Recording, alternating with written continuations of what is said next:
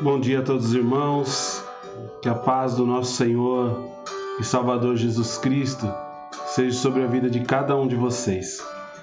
Nós vamos começar mais uma aula de Escola Bíblica Dominical. Estamos diante da presença do nosso Deus Todo-Poderoso. Mas antes disso eu quero colocar a nossa vida debaixo do poder da oração. Então você que está aí na sua casa, sentado no seu sofá, na sua mesa, alguns talvez até deitado em sua cama, né? Dia de frio desde ontem, mas nós louvamos ao Senhor porque Ele tem cuidado de nós. As notícias boas são que ao menos os membros da nossa igreja e algumas pessoas do nosso núcleo de convivência, familiares, todos estão bem, para a graça de Deus. E Deus tem assim manifestado o seu poder sobre a vida da igreja. E nós queremos adorar o Senhor nessa manhã, então, com as nossas orações de gratidão por tudo aquilo que Ele é e por tudo aquilo que Ele tem feito. Então, eu quero te convidar aí a fazer essa oração nessa manhã, em nome de Jesus. Senhor, meu Deus e meu Pai, que o Senhor esteja, Pai, neste momento sobre as nossas vidas. Deus, iremos conversar, ó Pai, Senhor, acerca da Sua palavra, iremos aprender, ó Pai, algumas coisas importantes para as nossas vidas, mas nós não o faremos se o Senhor não estiver conosco. O Senhor é ó Pai, Senhor, a maior necessidade que eu e os Teus filhos têm, Pai, nesta hora. E eu sei, Deus, que se nós estivermos, ó Pai, Senhor, ligados no trono da graça, o Senhor há de nos abençoar com a Tua santa e bendita palavra. Trabalha em nós e através de nós. É o que eu te peço nessa manhã, em nome de Jesus, te dizendo amém e amém. Louvado seja Deus. Amém, meus irmãos. Que Deus possa nos abençoar nesse tempo e que a graça do Senhor se mantenha sobre as nossas vidas, porque de fato é isso que nós precisamos.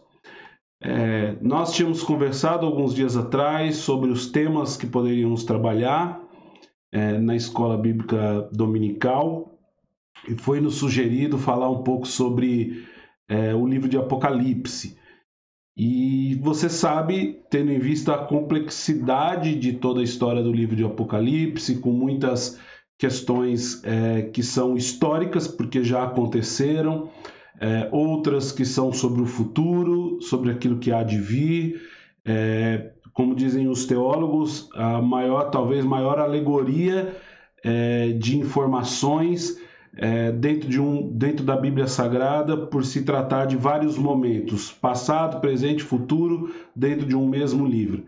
É claro que o que mais parece que traz interesse aos irmãos tem a ver com a questão do que precede as nossas vidas, daquilo que ainda há de acontecer, né? Algumas curiosidades sobre o número da besta, sobre as questões futuras, como tudo isso vai acabar, e talvez isso muito pela situação de vivermos essa pandemia, essa crise de um aspecto mundial como há muito tempo já não se vivia, né? Desde os tempos de guerra não havia algum fato que marcasse tanto a história da humanidade. A juntar com isso todas as questões e a facilidade com que o mundo tem de se comunicar hoje, né? Então as informações chegam muito rápido do que está acontecendo do outro lado do planeta, e talvez tudo isso traga essa necessidade de falarmos sobre um tema tão relevante para os dias de hoje. Mas eu sempre costumo dizer que, além de que a Bíblia necessita da fé do ser humano para que nós acreditemos no que está acontecendo, ela também depende muito, a Bíblia também depende muito da interpretação do cristão sobre os assuntos. Então, para começarmos a tratar sobre coisas lá da frente do que o livro de Apocalipse traz, nós precisamos tratar principalmente da questão do que ele traz de alerta para a vida da igreja. Então, eu quero dividir esse nosso estudo em 3 etapas. Na primeira etapa, nós vamos trabalhar no que Jesus disse às igrejas. Então, antes de falarmos de qualquer outro tipo de assunto, aprender sobre o que o Apocalipse fala para a igreja, para as igrejas, o que Jesus escreveu aquelas 7 igrejas e o que isso tem de relevância para nós também nos dias de hoje é muito importante. Então, hoje nós vamos começar a trabalhar no aspecto do recado de Jesus às igrejas, o que ele está dizendo às igrejas. Então, quero aqui, antes de mais nada, cumprimentar os irmãos que foram se achegando, né? E que estão conosco aqui. Quero saudar aí a todos que já nos acompanham. Nós estamos com 17, 18 pessoas na página da igreja, mas nós temos algumas pessoas fazendo sala de vídeo, eu não consigo acompanhar e mensurar isso. Hoje nós não estamos no Instagram, mas esse vídeo será disponibilizado depois lá no YouTube da nossa igreja. Então, que a paz seja sobre a sua vida e que Deus te abençoe. Bom, vamos lá. Qual é a minha temática então hoje? A minha temática é falar sobre o Apocalipse e eu quero aqui trazer algumas lições para as nossas vidas. Para isso, eu quero que você perceba aí no seu quadro, que está ao meu lado aí, algumas informações. Todas as cartas para as igrejas, elas trazem nuances muito parecidas. Então, Jesus, ele separa todas essas cartas sempre com algumas informações relevantes. Primeiro, quem ele é. Depois ele fala quem a igreja é, o que essa igreja está fazendo. Ele dá um alerta a essas igrejas e, posteriormente, ele tem uma promessa para cada uma delas. Então, eu quero que você me acompanhe aqui ao lado e você vai reparar em algumas informações. Eu estou marcando aqui com a ponta do mouse e aí nós queremos trabalhar sobre isso. Quem são as 7 igrejas? Primeiro, para que você tenha isso como relevância. Quem são as 7 igrejas que receberam as cartas ditadas por Jesus e escritas por João, que havia sido arrebatado na ilha de Patmos, ido aos céus e tido esse encontro com o Senhor, o qual lhe pediu para que escrevesse tudo o que estava vendo e ouvisse, para que isso fosse contado às igrejas, e isso tem perdurado as nossas vidas até os dias de hoje. Então, o texto é dividido assim. Quais são as igrejas? Éfeso, Esmirna, Pérgamo, Tiatira, Sardes, Filadélfia e Laodiceia. Como é que Jesus se apresenta a essas cartas? Qual é o título que Jesus tem a nível dessas igrejas? Como ele se apresenta para cada uma delas? Então, para Éfeso, ele diz assim, que ele é aquele que tem as 7 estrelas na mão e anda entre os 7 candelabros de ouro. Para Esmirna, ele diz que ele é o primeiro e o último, que morreu e tornou a viver.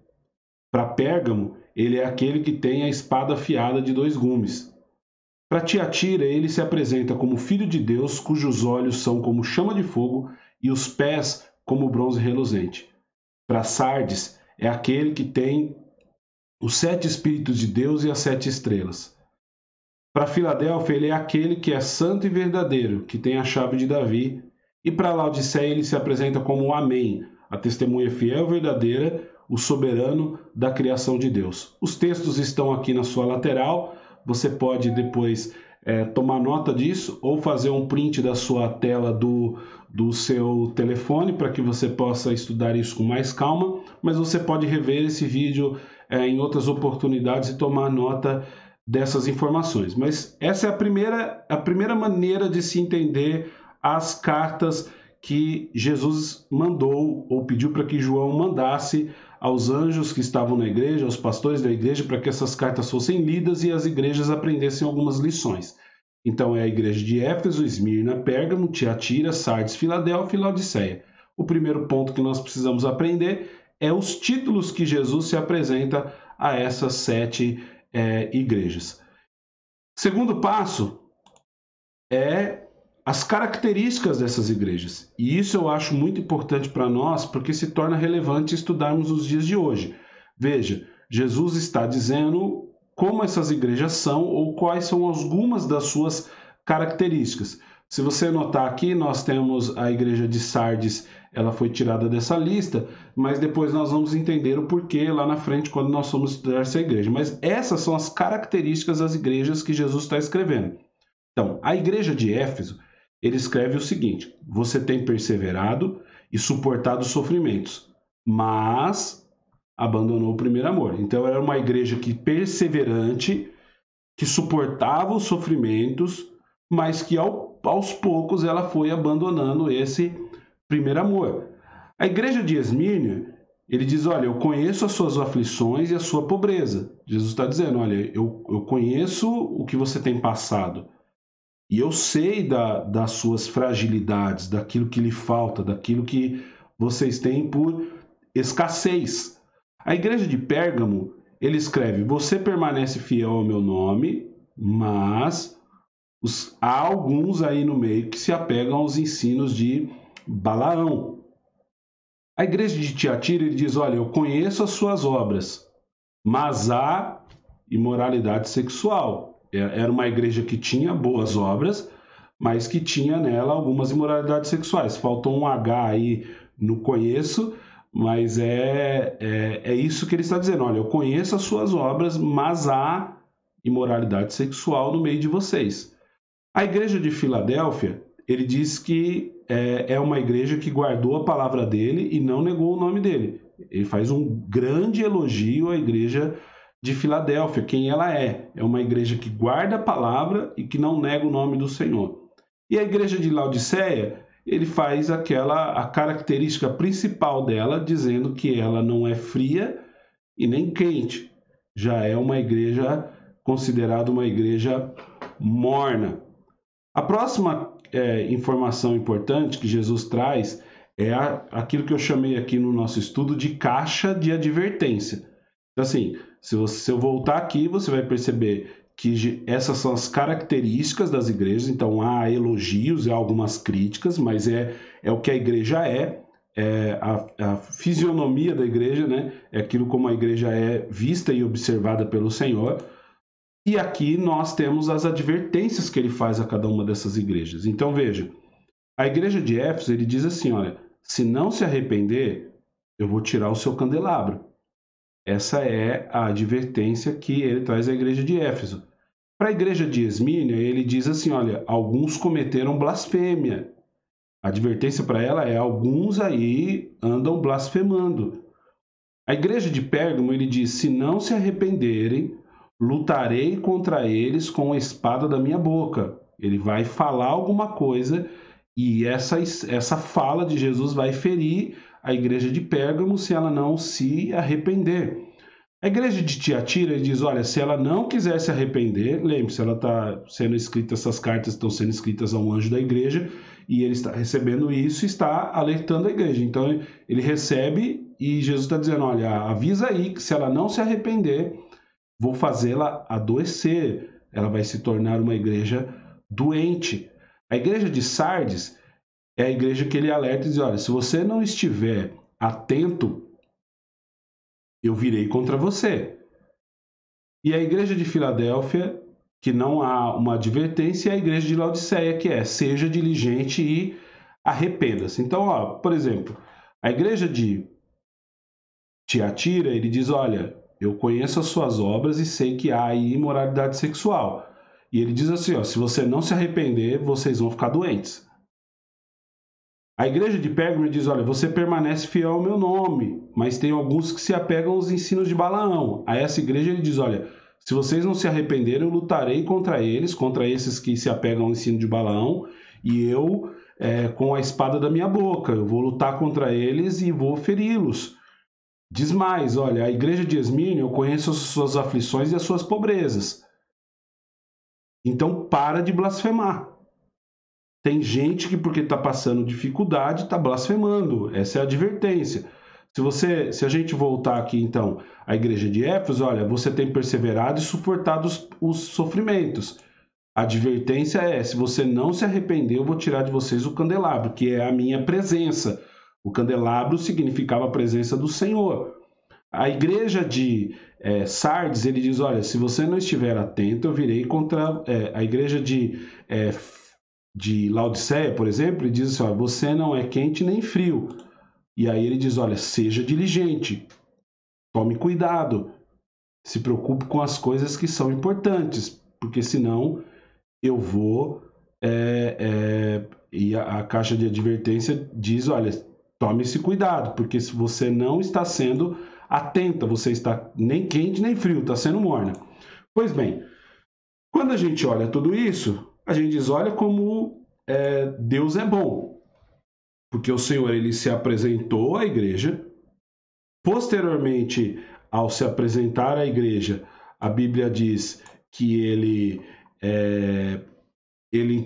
diz quem ele é. Posteriormente, ele diz quem a igreja é.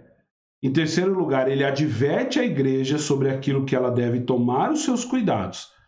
Mas Deus é tão bom que ele termina toda essa linha fazendo-nos uma promessa. Então, se você vê aí na caixinha que eu deixei na nossa lateral, você vai ver que ele diz o seguinte, olha, então vamos lá, Éfeso, se você se arrepender, além de não tirar de você o candelabro, eu darei de você de comer da árvore da vida.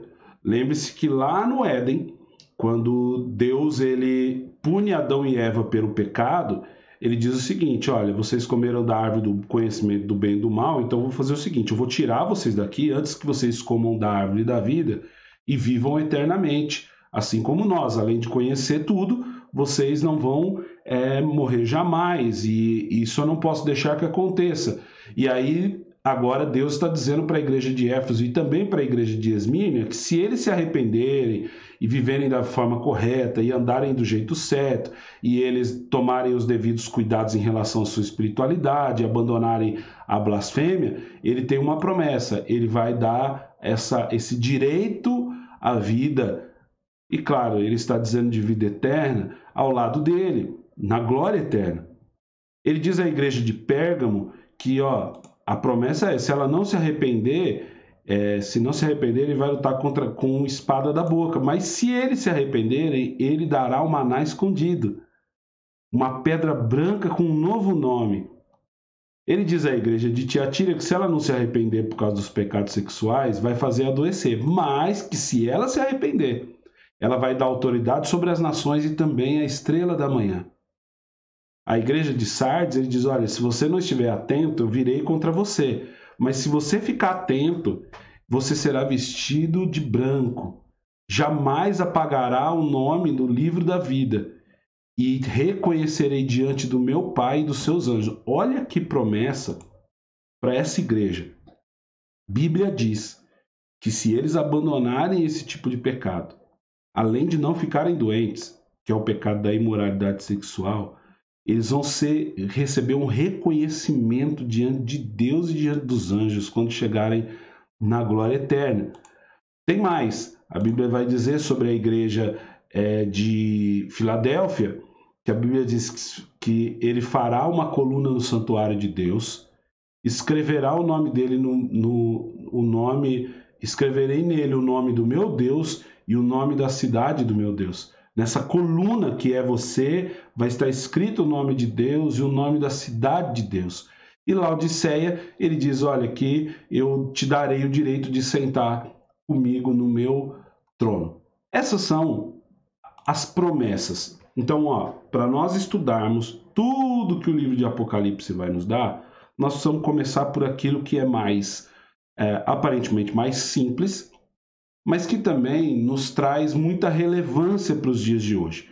Então, nós vamos passo a passo nesse ensino para que nós possamos aprender, porque todo o resto só pode ser compreendido quando nós compreendermos o recado que Deus tem para nós como igreja.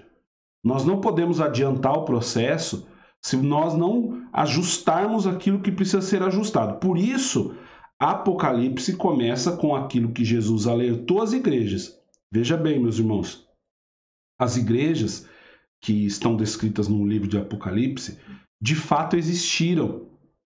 Foram igrejas edificadas, pastoreadas, com seus membros, algumas grandes, outras talvez um pouco menores, todas elas nas regiões da Ásia, e a Bíblia está dizendo que essas igrejas receberam essas cartas, receberam os alertas, foram avisadas. Lembre-se que a Bíblia diz que no final dessas cartas sempre há um texto dito, aquele que tem ouvidos ouça o que o Espírito diz às igrejas. Foi um anúncio de Jesus, que se elas não se arrependessem, elas sofreriam os danos.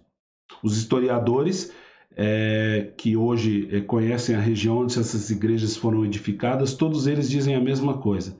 Não sobraram outra coisa no lugar onde essas igrejas estavam edificadas, senão ruínas. Todas elas já não existem mais, pelo simples fato de que não ouviram o alerta. Então, o que eu quero começar a ensinar a você nessa manhã, antes de nós até abrirmos os comentários aqui, é de que se nós não passarmos pelo processo de aprendizado daquilo que Jesus quer para as igrejas, não adianta você querer saber do futuro, meu irmão. Não adianta você querer saber o que vai acontecer, porque o futuro preparado para nós, sem a presença de Deus, é simples e fácil. É ruim, chama-se inferno, chama-se destruição total. Então, ou você coloca a sua vida da maneira correta, como o livro vai nos alertar para que nós fiquemos e vivamos, ou nós seremos exterminados e de nada vai adiantar saber toda a história. Então nós precisamos, antes de sabermos os mistérios desvendados, aquilo que ainda é compreensível para nós em todo o livro de Apocalipse, nós precisamos aprender o que é que Jesus quer para a vida da igreja. Por isso, o meu alerta a você é para que você se aproprie desse conhecimento. Então vamos lá, mais uma vez, quem Jesus é, quem a igreja é, a advertência que ele faz e a promessa que ele dá. Para nós começarmos então, e eu quero convidar você a ler o texto bíblico, eu quero te chamar a abrir a sua Bíblia lá em Efésios capítulo 2, versículo 1 até o versículo 17. Vamos lá? Depois nós vamos conversar um pouquinho sobre tudo que esse texto traz, sobre tudo que ele informa, mas antes nós vamos lá em Efésios capítulo 2, versículo 1 até o versículo 17. Diz assim o texto: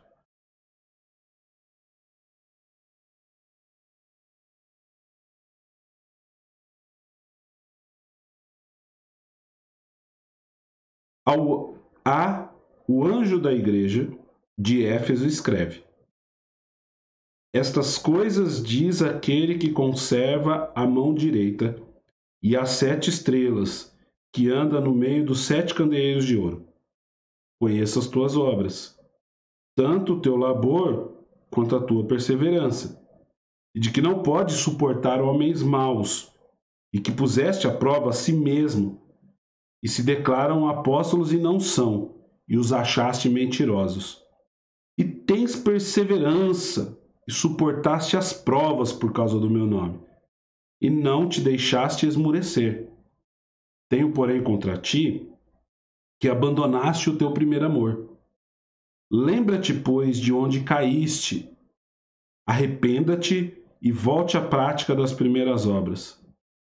E, se não, venho a ti e moverei do seu lugar o teu candeeiro, caso não te arrependas. Tens, contudo, a seu favor, que odeia as obras dos nicolaítas, as quais também odeio. Você tem ouvidos, ouça o que o Espírito diz às igrejas. Ao vencedor, dar-lhe-ei que alimente da árvore da vida, que se encontra no paraíso de Deus. Então vamos lá. Esse é o texto de Efésios que nós queremos estudar e aprender sobre ele, porque se trata da primeira carta que nós estamos conversando aí. Então, para que nós saibamos o que é que Deus quer através de tudo isso, eu quero te chamar a atenção para algumas coisas nesse texto. Então vamos lá. Primeiro, quem é que recebe a carta?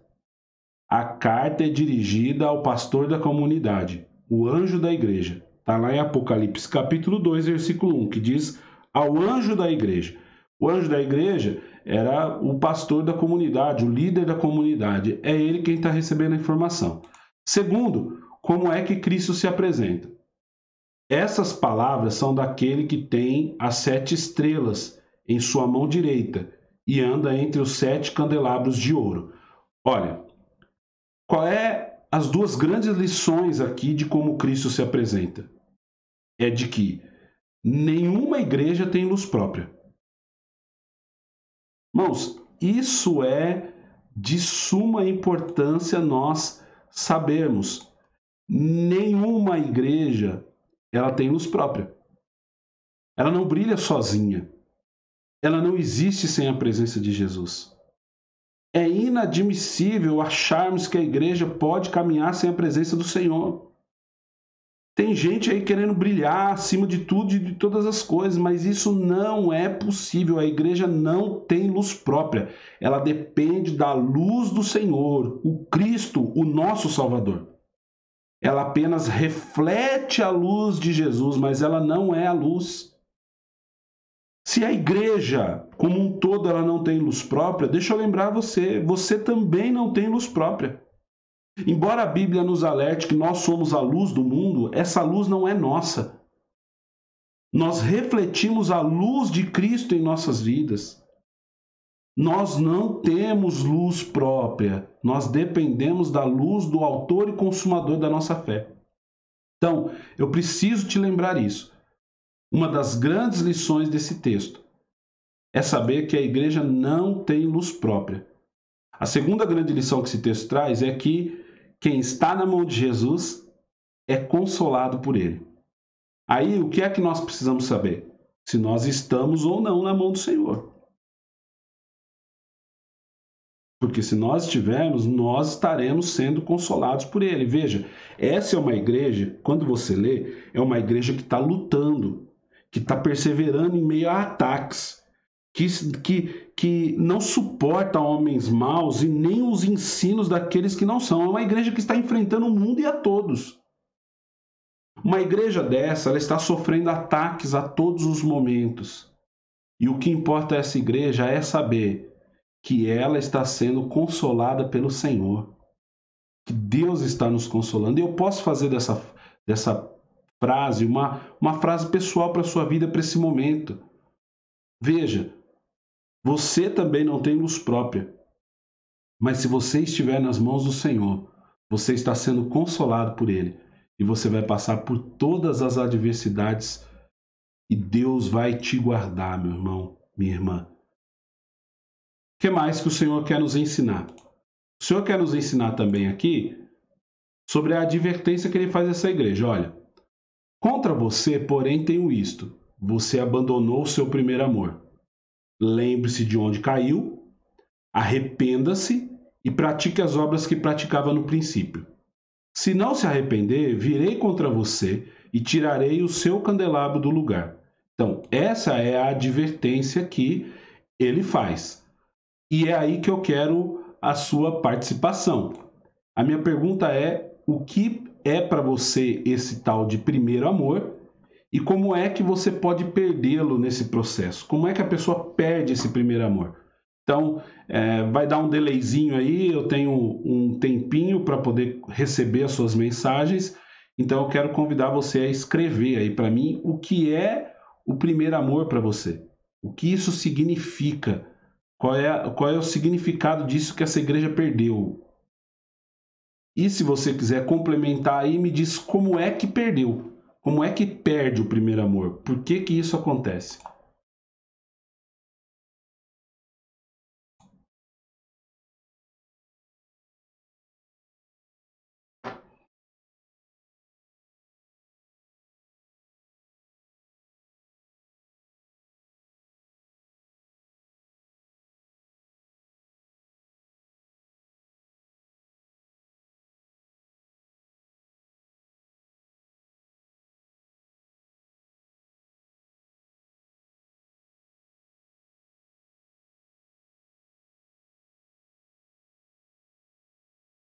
Vamos lá, meus irmãos? Escreve aí.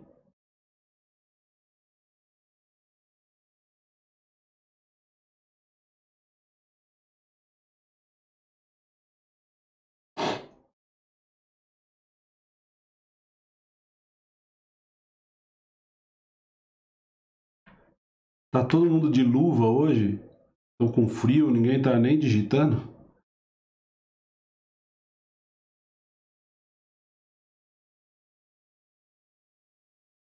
Vamos lá, o Saulo diz que conhecer, o primeiro amor é conhecer da palavra.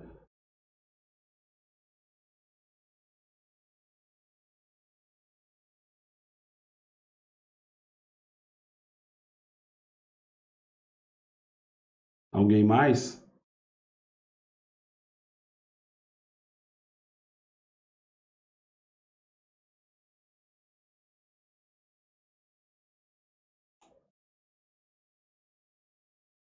O Josmar e a Priscila, eles disseram que é a sede da presença de Deus.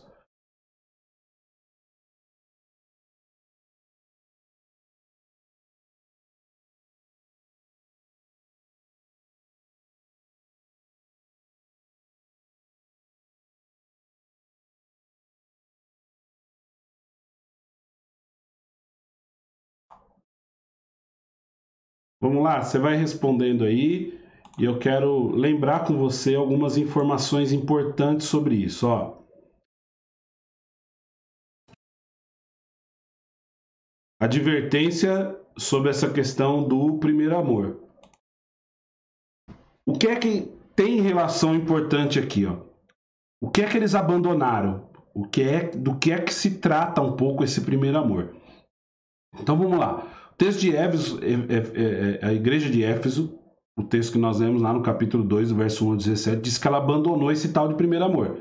E aí, eu quero colocar aqui, ó, o porquê, qual é o fruto desse abandono, o que é que aconteceu. Então, assim, ó, o abandono do primeiro amor tem muito a ver com o fruto da autossuficiência.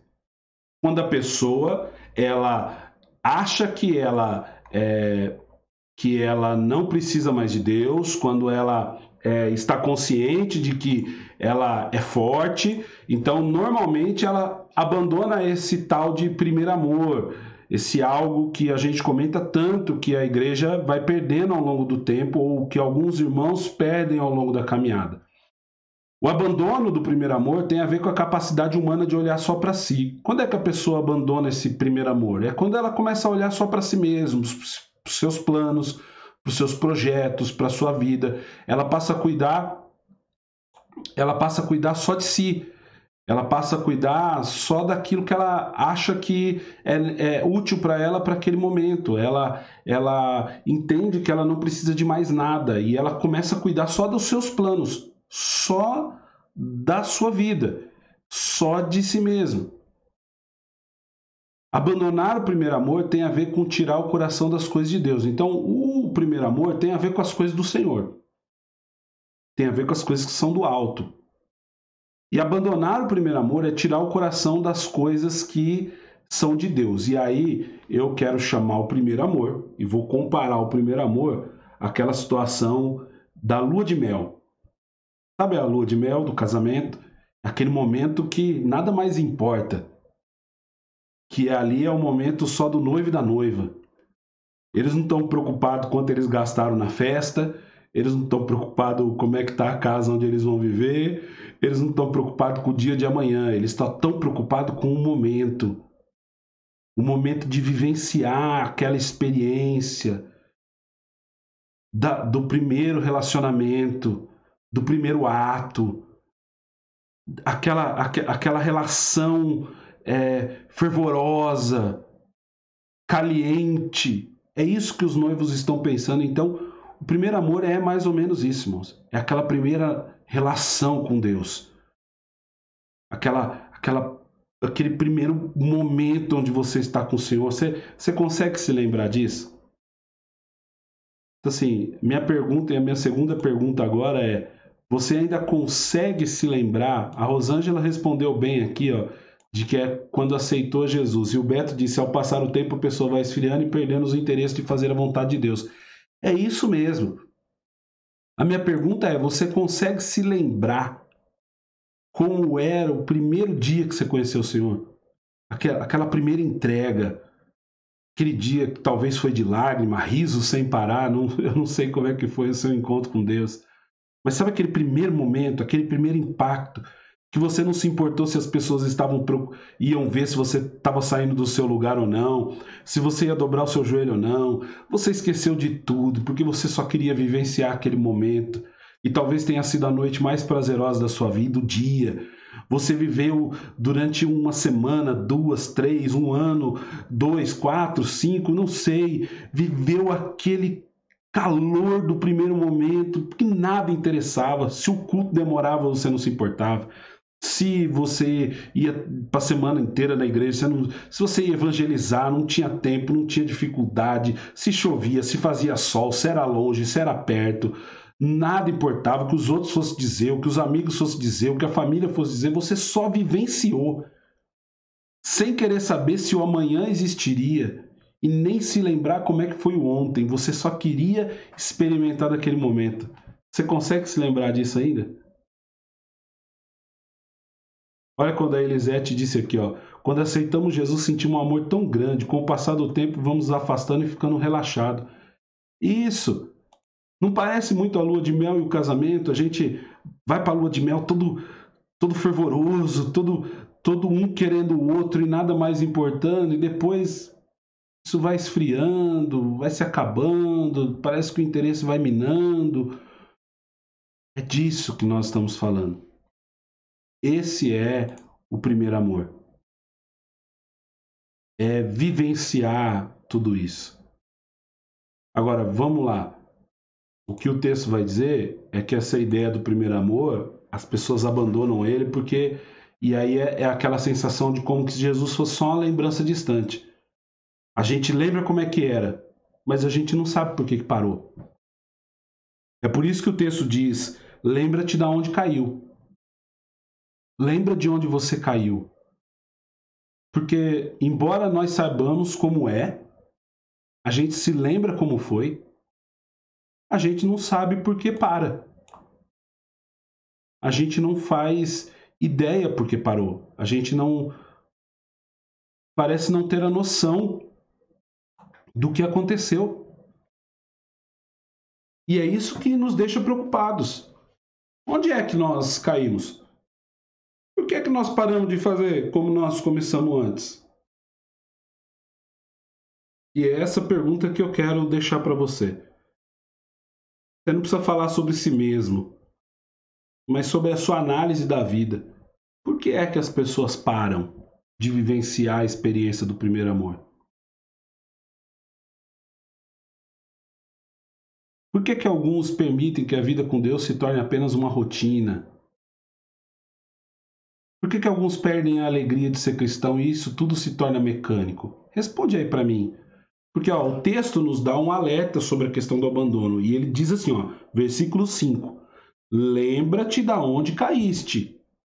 Você consegue se lembrar ou imaginar por que isso aconteça?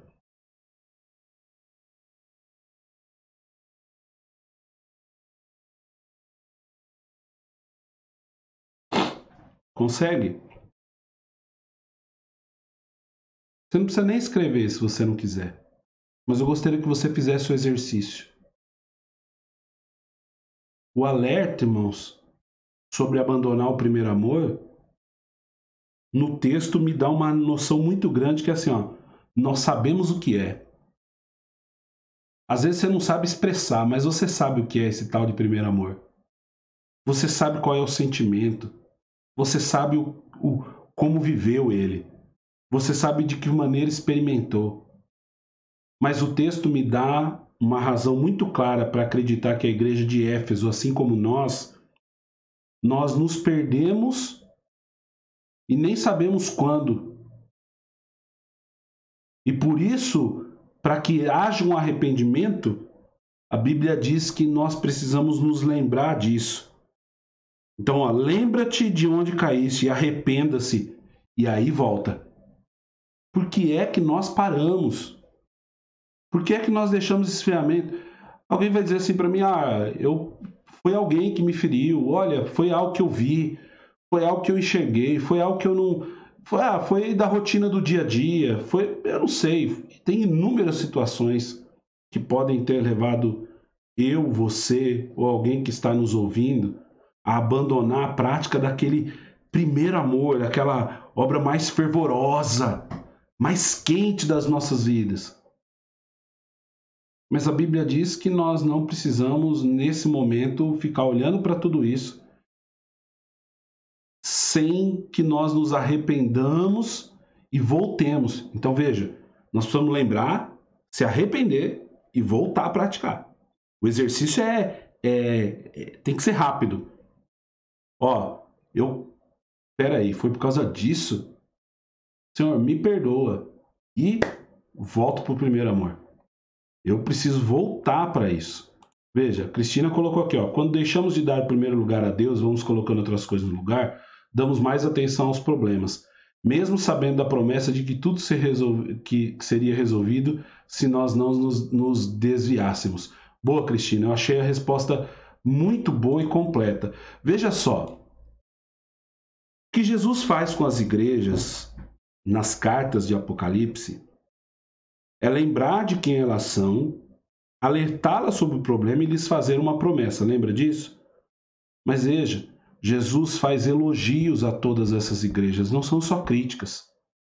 Jesus vê as coisas boas. E sabe, eu acho que tem hora que a gente abandona o primeiro amor porque a gente começa a olhar só os problemas. A gente olha só os problemas da vida, só a dificuldade que passamos, só as portas que se fecharam, só o problema com o outro que está do nosso lado. Nós olhamos só os problemas.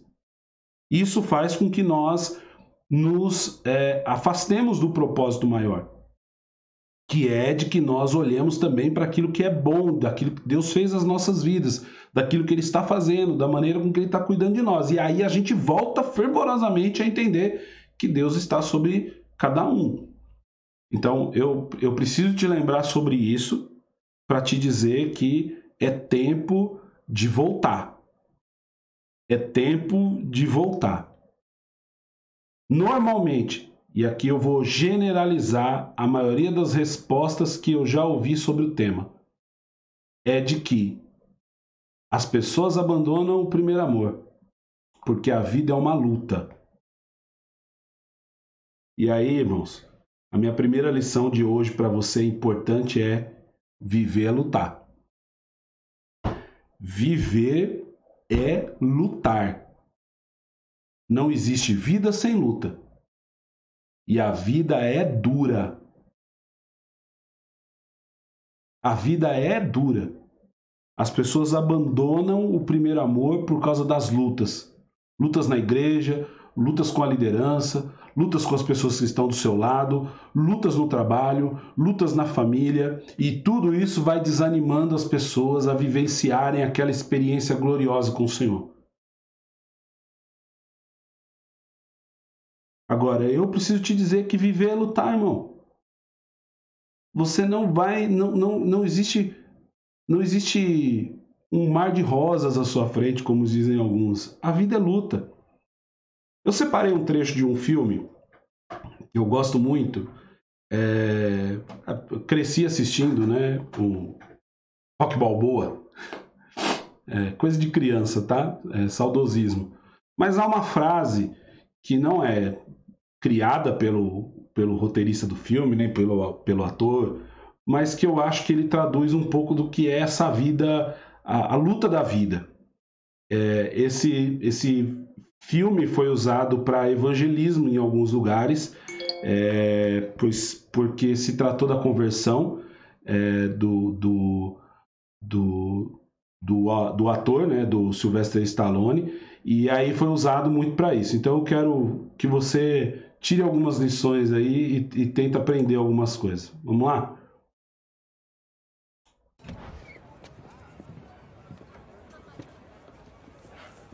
Então vai lutar mesmo. Bom, começa a treinar amanhã. Ok. Eu fiz uns contatos. Posso ganhar algum dinheiro nisso. Publicidade. Com certeza, faça isso. Obrigado. De nada. Tchau. Você está nervoso com a luta? Tô assustado. Não parece. Eu não posso aparentar. Então você não tem que lutar. Mas eu acho que tem. Olha, viver com você não foi nada fácil. As pessoas me veem, mas pensam em você. Agora com tudo isso de novo vai acabar sendo muito pior. Não tem que ser, filho. Ah, mas vai ser. Por quê? Você tem muita coisa. O quê? Meu sobrenome?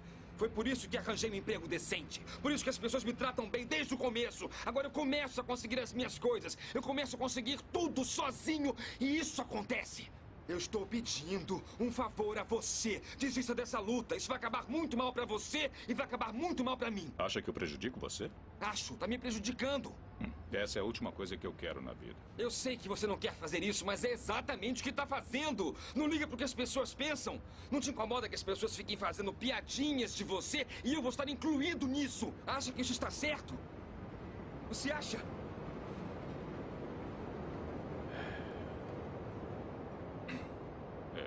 Você não vai acreditar. Mas você cabia aqui.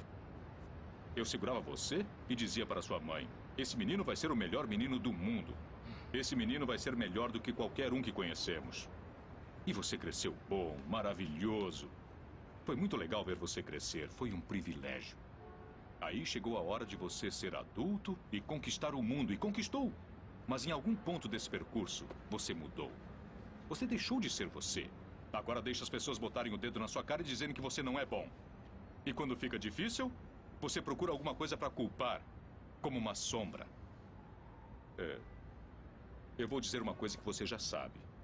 O mundo não é um grande arco-íris. É um lugar sujo, é um lugar cruel, que não quer saber o quanto você é durão. Vai botar você de joelhos e você vai ficar de joelhos para sempre se você deixar. Você, eu, ninguém vai bater tão duro como a vida. Mas não se trata de bater duro. Se trata de quanto você aguenta apanhar e seguir em frente. O quanto você é capaz de aguentar e continuar tentando. É assim que se consegue vencer. Agora, se você sabe o seu valor, então vá atrás do que você merece. Mas tem que ter disposição para apanhar. E nada de apontar dedos, dizer que você não consegue por causa dele ou dela ou de quem seja. Só covardes fazem isso e você não é covarde. Você é melhor do que isso.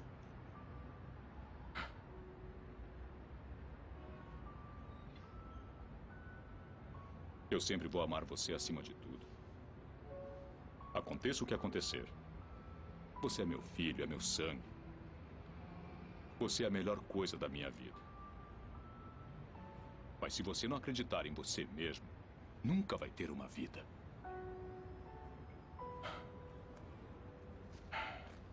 Não esqueça de visitar a sua mãe.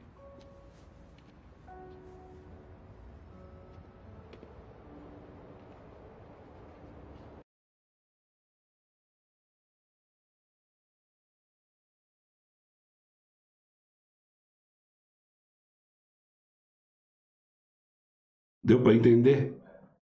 A vida é dura. Ela é difícil mesmo. E vai bater, vai bater. Só que se nós abandonarmos o primeiro amor, abandonarmos quem Deus é, abandonarmos o seu caminho e desistirmos por causa do que os outros dizem, do que os outros fazem, nós é que perdemos, irmãos. Nós é que seremos derrotados. Nós precisamos ficar de pé. Nós precisamos lutar. Nós precisamos ir além.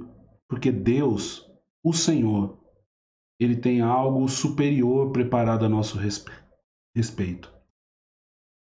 Então, Deus faz promessa aos vencedores. E eu tenho 3 lições aqui para que você se torne um grande vencedor. E vire esse jogo e volte ao primeiro amor. Então vamos lá. Para você voltar ao primeiro amor e não abandonar mais esse caminho, lembre-se que para vencer, precisamos saber que Deus tem expectativas a nosso respeito. Deus espera mais de você. Deus conta com você. Deus tem expectativas ao seu respeito. Ele sabe que você pode mais do que isso. Ele sabe que você pode mais do que isso. Ele sabe quem você é. Ele sabe o que você tem feito, como você tem andado. Ele tem expectativas elevadas ao seu respeito. Ele sabe que você pode combater essa frieza. De que você pode abandonar esse comportamentozinho. Ele sabe que você pode voltar a viver aquele momento mais caliente com ele. Ele sabe que você pode voltar a fazer aquilo que antes você fazia e que por alguma coisa você deixou ou desanimou em fazer. Deus sabe com quem Ele conta, irmãos, e por isso eu e você fomos chamados por Ele para vencer. Nós precisamos saber que Deus tem expectativas ao nosso respeito. Quando Jesus manda que essas cartas sejam escritas por João, enviadas às igrejas, e ele alertaria as igrejas sobre essas necessidades, é porque ele sabe que ele pode contar com a gente, que nós podemos ouvir a sua voz e retornar ao caminho do céu, ao caminho que ele preparou para nós andarmos, o caminho do primeiro amor. Não culpe o quanto a vida foi dura com você para que você não experimente aquilo que Deus tem de melhor para a sua vida.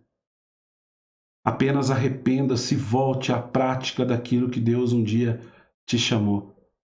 Segunda lição é que para vencer, precisamos saber que a maior das lutas é aquela que enfrentamos no nosso interior. Quando Jesus olha para a igreja de Éfeso, ele diz: olha, vocês abandonaram o primeiro amor. Isso não é algo externo, é algo interno. Vocês deixaram aí dentro esse negócio esfriar. Vocês endureceram o coração, esfriaram o coração. Entenda e use o tipo de jargão evangélico que você preferir. Mas ele diz claramente que essa luta é interior. Está dentro de nós e nós precisamos saber que essa é a nossa maior luta. A maior luta é nos convencermos de que Deus está conosco, mesmo quando tudo parece dizer que não. Davi foi perseguido pelo seu próprio filho, expulso de dentro da sua própria casa, acusado pelas pessoas que ele passou anos defendendo. Os dedos estavam sendo apontados para Davi, as portas estavam fechadas para ele. Ninguém queria recebê-lo nas cidades ou nas casas. É nesse momento que Davi olha para dentro de si e, diante da acusação daqueles que diziam: onde é que está o seu Deus, aquele que te protegia?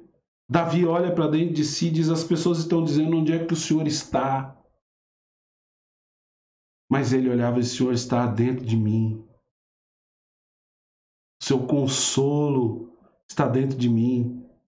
E é por isso que ele dizia a si mesmo: espera em Deus, minha alma, porque um dia nós voltaremos a louvar o nosso Deus. Ele dizia: acalma, isso não pode afligir você, nós não podemos nos perder em meio à caminhada.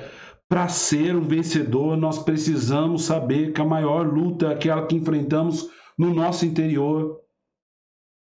Nós precisamos lutar com aquilo que quer nos afligir dentro de nós. Para se tornar um vencedor, você tem que se alimentar de Deus. Lembra da árvore da vida? Nós precisamos comer do fruto bom. Nós precisamos olhar para as coisas que são do alto. Que jeito a gente faz isso? Através da santa e bendita palavra do Senhor. Nós precisamos nos apropriar daquilo que o Senhor tem nos dado, irmãos. Para sobreviver em meio à luta, em meio ao caos, você precisa se alimentar daquilo que vem de cima. Para de buscar outros artifícios, senão o que o próprio Deus tem a nos oferecer. Para de buscar em outros lugares aquilo que só Deus tem para te dar. Nós precisamos nos alimentar mais de Deus, da vida de Deus, daquilo que Deus nos ofereceu. Veja, o diabo veio para matar, para roubar e destruir, mas Deus veio para nos dar vida e vida em abundância. É dessa vida que você tem que se alimentar. Lembra? Jesus disse que Ele é o pão da vida. É desse tipo de pão que você come. Lembre-se que diz que de dentro dele fluiriam rios de água viva, que se nós bebêssemos da água que Ele tem a nos oferecer, Ele diz isso àquela mulher na beira do poço, nunca mais ela teria sede. Para ser um vencedor, tem que beber na fonte, tem que comer da fonte. Pastor, mas explica melhor como é que eu faço. Irmão, joelho no chão, leitura da palavra, oração, louvor a Deus. É em Deus. Você sabe o que esse momento de pandemia tem revelado? Eu sei, irmãos, você está com saudade da igreja. Se eu fizer uma pergunta aqui agora, um questionário, quem está com saudade da igreja, vai levantar um monte de gente falando eu. Mas o crente de verdade é aquele que nesse momento está sobrevivendo e não está deixando Deus, porque sabe que precisa beber da fonte que é o Senhor. E ele tem feito, tem buscado, tem orado, tem clamado. Tem gente que está esfriando, você sabia disso? Tem muita gente que está esfriando. Por quê? Porque a experiência com Deus se tratava daquilo que acontecia no templo. No templo você vai para aprender da palavra, como nós estamos fazendo aqui nessa manhã. Mas essa não pode ser a sua única fonte. Você precisa beber da fonte que é Deus. Você precisa buscar do alto. Você precisa buscar do Senhor. Tinha gente que estava acostumado só com as coisas que aconteciam no templo. E por isso agora, sem o templo, algumas estão morrendo na fé. Estão abandonando o primeiro amor. Já não vivem mais intensamente as coisas de Deus. Eu sei, irmãos, na igreja é mais gostoso, nós gostamos de estar lá, eu sei disso. Quem está falando aqui é quem vive isso intensamente há 18 anos. Eu respiro e vivo igreja há muito tempo e amo. Mas eu não posso morrer na fé porque não estou na igreja. Eu não posso beber na fonte da internet. A minha fonte de vida não pode ser apenas os comentários bíblicos que as pessoas postam durante o dia. Eu não posso ficar só indo no YouTube. Irmãos, tudo isso é bom. Nós estamos fazendo para que pessoas tenham acesso à palavra de Deus. Mas o meu alerta para essas pessoas, para mim, para você nós precisamos beber da fonte que é Deus. Você não pode viver dos vídeos. Você precisa viver do Senhor. Porque o vencedor, para suportar tudo isso e não abandonar o primeiro amor, ele precisa estar bebendo e comendo da fonte, que é o próprio Deus. Então, como é que você vence essa vida que é cheia de lutas? Você precisa saber que Deus tem expectativas ao seu respeito. Você precisa saber que a maior luta que você enfrenta é interna. E você precisa se alimentar das coisas que são do alto, que é o próprio Deus. Se você assim o fizer, Deus certamente, Ele vai ajudar você a caminhar nesse período difícil. E você, firme no Senhor, não vai abandonar quem Deus é e aquilo que Ele tem feito. Deus vai fazer você cada vez ficar mais forte na presença de Deus. Veja, Deus está nos guardando e Ele vai guardar você pela glória de Deus o Pai Todo-Poderoso. Pegamos a primeira lição? Pegamos aí o primeiro momento? Nós vamos fazer isso. Nós vamos estudar as outras 6 igrejas, tirarmos as lições.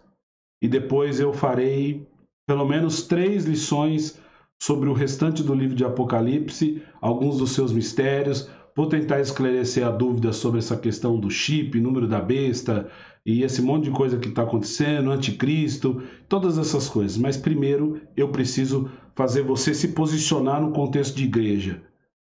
Quem você é, como Deus te vê, qual é o alerta e qual é o caminho de volta.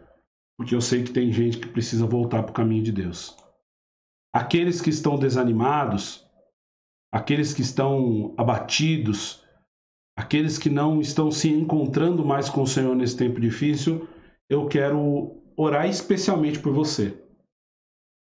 Eu, como pastor da Igreja Presbiteriana Renovada de Americana, e eu não sei se isso é um contexto geral ou se é só nosso, eu tenho ficado preocupado com a situação de que algumas pessoas estão vivenciando nesses últimos dias o Evangelho de Jesus. Então, a vocês, eu quero orar. Estou preocupado se quantas pessoas vão sobreviver a esse período de crise. Eu converso com a grande maioria, mando mensagem, telefono. Tem gente que está bem, tem gente que está vivendo dias difíceis, é verdade, gente que perdeu o emprego, gente que está emocionalmente abalado. Tudo isso eu compreendo e entendo. Mas tem gente que está bem em diversos aspectos e essas pessoas elas estão talvez vivendo dias mais complicados. Porque estão abandonando a fé e muitos deles pelo simples fato de não estarem se reunindo ou não estarem com as outras pessoas. Eu não sei o que isso prova ou o que isso revela. Também não tenho uma estatística para te dizer quantas pessoas são.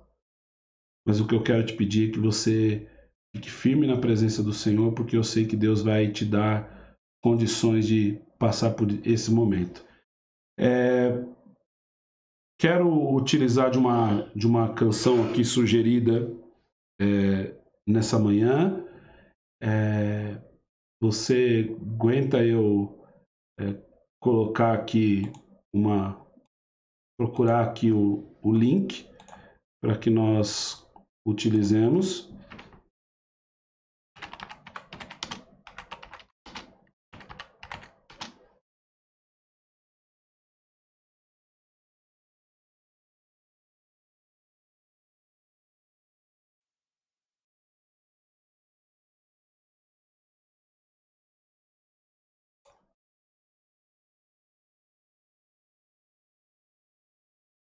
Espera aí que nós vamos achar.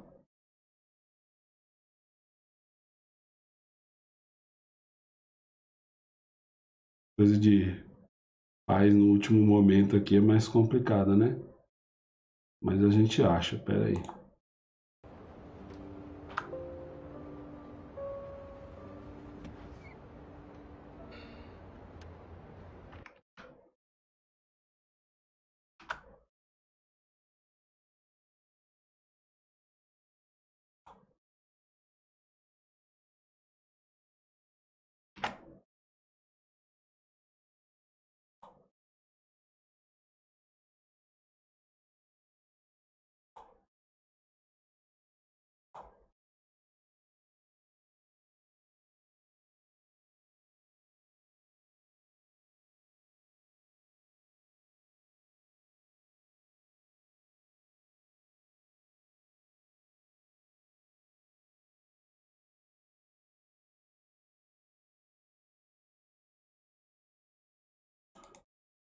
Acho que deu certo. Nós vamos ouvir essa canção e eu espero que ela abençoe sua vida. Aquieta minha alma, faz meu coração ouvir tua voz. Que Deus nos traga essa verdade e nos ajude. Vamos louvar e depois eu quero orar por você.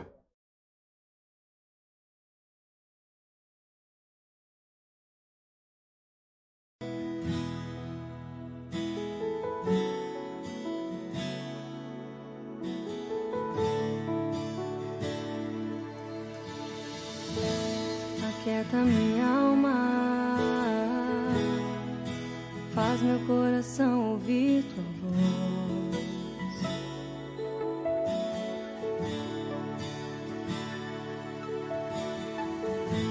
Me chama pra perto, só assim eu não me sinto só.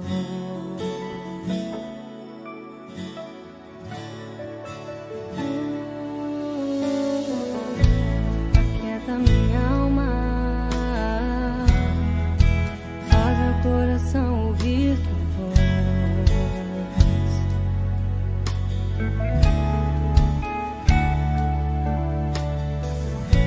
Me chama pra perto, só assim eu não me sinto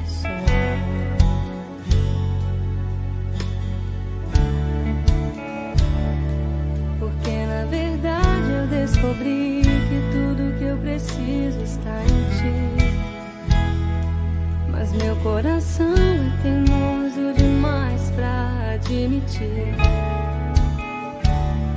Sei que depender é como viver perigosamente, mas eu preciso acreditar e confiar no que você me diz. Aquieta minha alma, faz meu coração ouvir tua voz.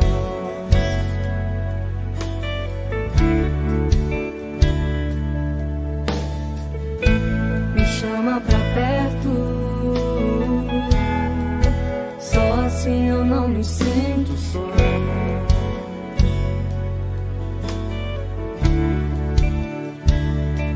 Eu sei que mesmo sem entender, você está no controle, então vamos orar a Deus então, no teu irmãos. coração, Vamos pedir que o Senhor nos me ajude. ti, pra eu Ele não nos abençoe, desistir. cuide de mim, cuide de você, cuide Eu de não toda a igreja, quero em mais nome do Senhor. fugir da tua vontade pra Ele mim. vai Eu nos ajudar. sei que vai ser Ele vai ajudar você, difícil, ele vai ajudar a sua casa, a sua você família. estará sempre Mas vai ajudar comigo. você que está frio, que esfriou espiritualmente, E que mesmo abandonou que espiritualmente. minha alma grite, O Senhor nos ajude se em todo mundo. tente me a bênção fazer dele seja voltar sobre nós. atrás, Oremos eu ao vou Senhor. confiar, Soberano eu Deus e vou eterno Pai, descansar, me que a graça do Senhor seja sobre a vida de cada um de no nós. teu amor. Que o Senhor nos alcance, Pai. Que a tua bênção eterna, ela venha, Pai, sobre a minha vida e sobre a vida da igreja, sobre a vida dos teus filhos de uma forma poderosa, Deus. E que ela nos alcance para a glória e louvor do teu santo nome. Abençoa, Deus, aqueles que estão dispersos. Visita, Deus, aqueles que abandonaram, Pai Senhor, aquele calor espiritual. E que a glória do Senhor, Pai, esteja sobre a vida de cada um deles, Deus. Que em nome de Jesus, o Senhor os tenha, Pai, Senhor, debaixo da sua glória, da sua graça preciosa. E que, Deus, nós não percamos, ó Pai, de nenhuma maneira o caminho que o Senhor nos chamou a vivenciar. Pai, esteja conosco todos os dias, todas as horas. Que o Senhor nos dê das tuas fortes mãos, Pai, revelada e demonstrada sobre nós. Que a bênção do Senhor, Pai, alcance a cada um dos teus filhos de forma poderosa nessa manhã. E que em nome de Jesus, em nome de Jesus, em nome de Jesus, o Senhor aqueça os corações que estão, ó Pai Senhor, esfriando-se nesse tempo. Abençoa, Deus, os enfermos. Abençoa, Deus, Senhor, os lares, as casas. Que o Senhor alcance a todos, Pai, em nome de Jesus. Não nos deixe faltar nada. É o que eu te peço para a glória do Senhor. Te digo amém e amém. Louvado seja Deus. Que Deus seja sobre a tua casa, sobre a tua família, sobre o teu lar. Nós nos encontramos num outro momento para aprender um pouco mais da palavra de Deus. Que Deus te abençoe. Como sempre, você tem aquele tempinho para ir deixando os comentários aí e se despedindo dos irmãos, mantendo contato. Não é igual um abraço, mas já ajuda um pouco. Que Deus seja sobre você, sobre a tua casa e a tua família. Que o amor de Deus, a graça do nosso Senhor e Salvador Jesus Cristo e as infinitas consolações do Espírito Santo sejam sobre a casa, o lar e a vida de cada um de vocês, não somente hoje, mas para todos sempre. Quem recebe diz amém e amém. Esse vídeo está disponível no YouTube depois, compartilhe com os irmãos, divulgue o YouTube da igreja. Nós precisamos nos tornar relevante nas redes sociais e nós achamos que estamos enviando um conteúdo relevante para você. Nos ajude, que Deus te abençoe no nome de Jesus.